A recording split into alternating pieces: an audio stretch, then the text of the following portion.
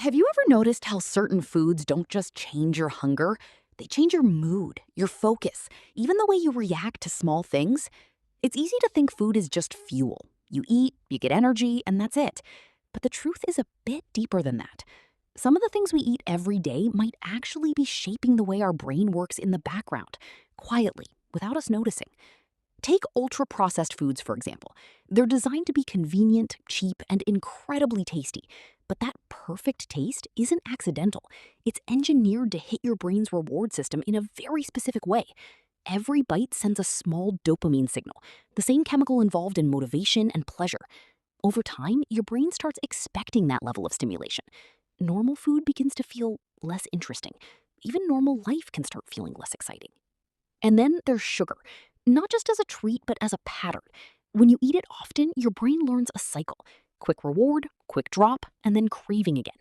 That loop can quietly influence your energy levels and even your patience without you realizing it. But it doesn't stop in the brain alone.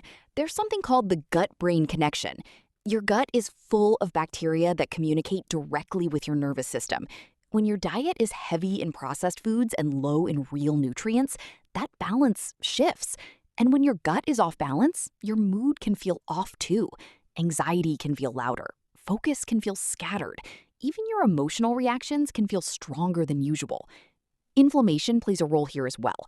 A constant intake of low-quality food can keep the body in a mild state of stress. And when your body is in stress mode for long periods, your mind doesn't stay untouched.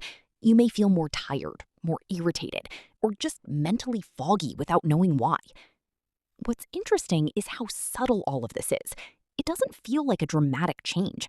It feels normal, gradual, almost invisible. But maybe that's the most important part. Because when something changes your brain slowly enough, you don't notice the shift.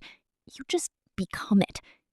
And that raises a quiet question worth sitting with.